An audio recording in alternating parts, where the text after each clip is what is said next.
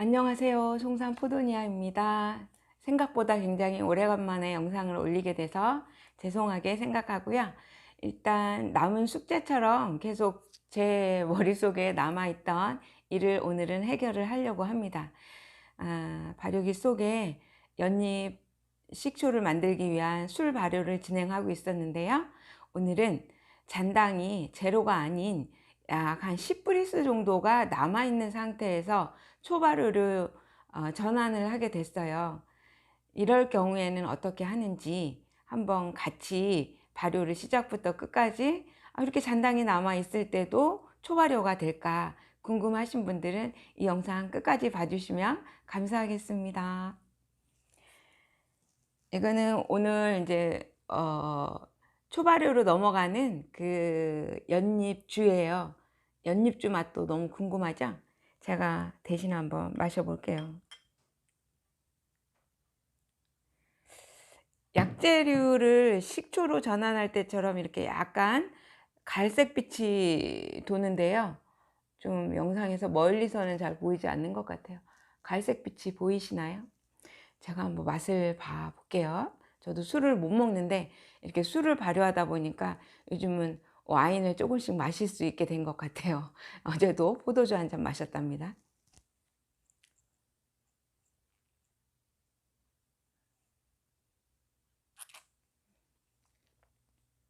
음, 아우,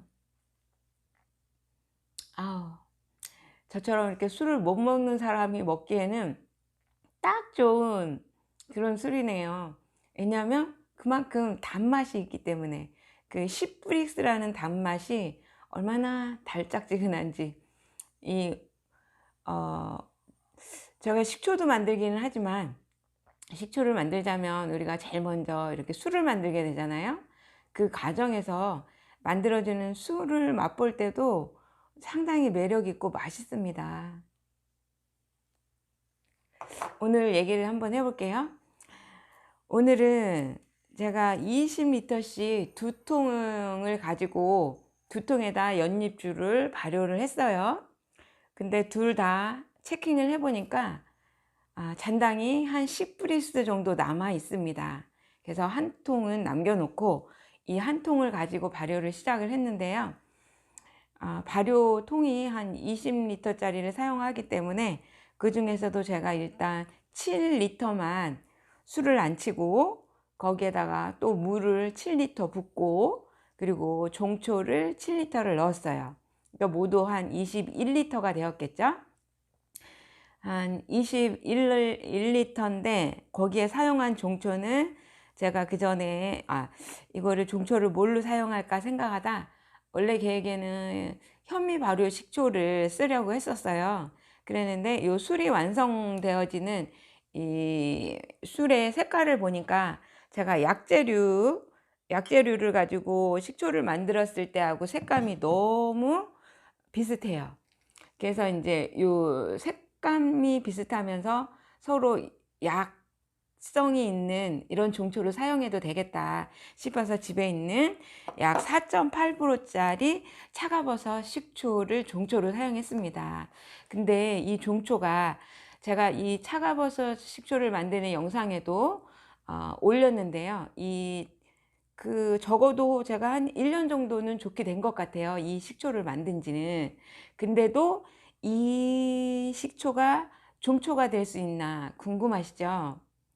저는 대부분 종초를 정말로 발효가 잘 안 될 때는 바로바로 만들어서 사용하기도 하지만 같은 류의 그 식초를 할 때는 그냥 1년 된 종초를 사용해도 엄청 잘 돼요. 1년 정도 된 이런 차가버섯 식초가 종초가 될 수 있을까 궁금하신 분들 계시잖아요.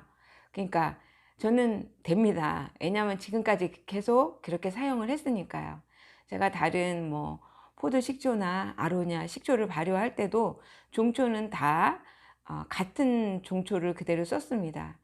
보통 그냥 거의 한 4.5에서 4.8% 정도 때 4% 정도 될 때에 종초로 사용하기가 가장 안전하고 좋아서 발효에 효과가 좋아서 그렇게 사용을 했습니다. 오늘은 7리터의 차가버섯 식초를 종초로 사용했다는 점, 술과 물과 종초를 1대1대1 비율로 사용을 하면 초보라고나 할까요? 그러니까 이제 실패하지 않고 그냥 한 번에 딱 끝내고 싶을 때는 이렇게 과감하게 1대1대1을 사용하셔도 충분합니다. 보통 종초가 아까워서 조금씩 20% 30% 이렇게 쓰시는 분들도 계시는데요. 물론 발효 환경이 굉장히 완벽하다면, 퍼펙트하다면 그 정도 선에서도 충분할 것 같아요. 저도 발효 환경은 아주 좋게 하는데도 시작을 항상 그렇게 해서 그럴까요? 그러니까 저는 그렇게 종초가 아깝다는 생각이 안 들어요. 왜 그럴까요? 종초가 많으니까요. 이렇게 그냥 1대1대1로 사용해도 안전하고 빠르게 초발효, 술발효 다 완성할 수 있습니다. 그러면 제가 이렇게 완전 발효하지 않고 잔당이 10%나 남아있는 술을 가지고 식초를 전환을 했는데요. 이 식초를 초발효 스타트할 때 점검해야 될 점이 한 가지가 있어요. 저는 늘 시작할 때 총산도를 체크를 하는데요. 보통 초발효 안전하게 하려면 1.8%에서 스타트를 하시면 실패 없는 초발효를 할 수 있다고 그동안의 제 경험상 말씀드립니다. 시작하는 산도를 측정해 보니까 약 2.4% 정도가 나왔습니다. 만약에 1.8%를 원하는데 2.4%가 나왔다는 건 조금 더 산도가 높다는 거겠죠. 저희가 산도가 낮을 때는 뭐 예를 들어서 1% 정도가 나왔다 그러면 식초를 더 부어주면 산도가 올라가겠죠. 그런데 이건 이제 또 반대의 경우입니다. 반대의 경우로 총산도가 높아요. 내가 원하는 건 1.8%인데 2.4%예요. 그러면 반대로 여기는 어떻게 해야 될까요? 술을 더 부어주시면 됩니다. 이럴 경우는 반대로 더 술을 부어줘서 알코올의 성분을 높여주는 건데요. 제가 사실상 이 술이 완전 발효해서 0%가 됐다면 정확하게 14%의 알코올 농도가 완성이 됐겠죠. 거기에 1대1로 물을 부으면 반으로 꺾여서 7% 정도의 알코올 농도를 갖게 됩니다.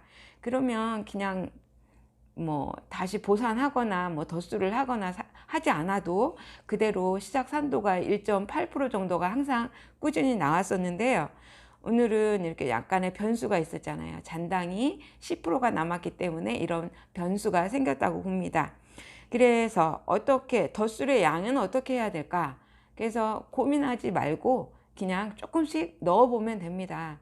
다행히 저는 운이 좋아서 이렇게 0.5리터니까 500ml 정도밖에 안 되는 술의 양을 덧술로 사용해서 위에 더 부어주고 잘 섞어준 후 총산도를 다시 한번 체크해 보니까 3ml 정도가 들어가게 되더라고요.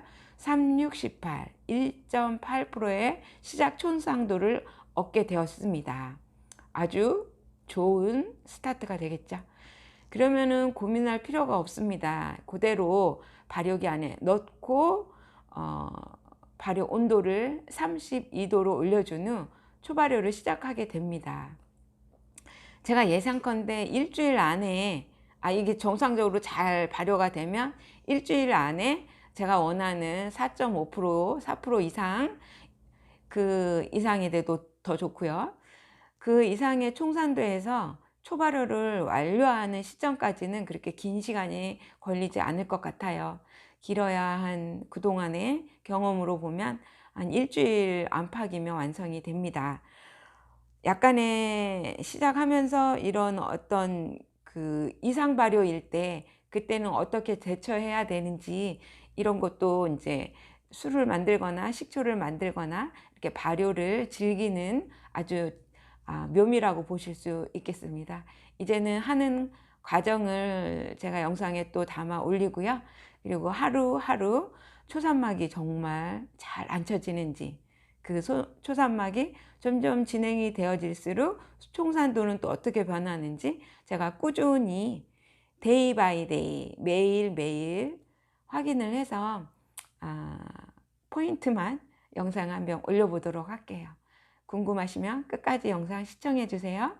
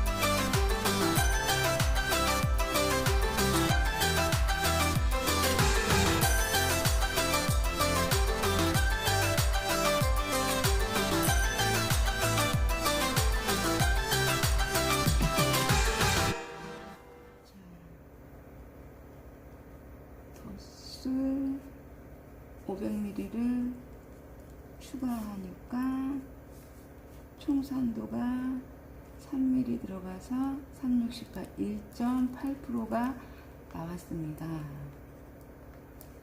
자, 그러면은 이제 시작 산도를 맞췄기 때문에 발효를 시작해도 될 것 같아요. 오늘 첫 스타트를 해봅니다.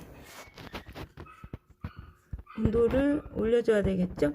그동안 술 발효를 하느라고 27도에서 술 발효를 했고요. 초발효는 32도까지 올려볼게요. 32도에서 며칠 만에 이게 다 우리가 원하는 총산도를 얻는지 확인해 보겠습니다. 제일 중요한 건 하루 정도 지났을 때 바로 초산막이 잘 안 쳐진다면 그 다음에 총산도 식초의 완성은 수월하다고 보면 되겠습니다.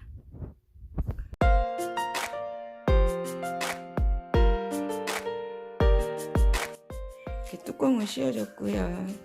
요거는 제가 이렇게 한 20리터짜리 한 2통이 들어가죠. 한 번에 한 40리터 정도까지도 발효할 수 있는 발효기입니다. 누구나 쉽게 이렇게 아이스박스를 통해서도 발효기를 만들 수 있는데요. 일단 발효기를 사용하면 좋은 거는 우리가 발효에 필요한 일정 온도를 꾸준히 줄 수 있다는 장점이 있습니다.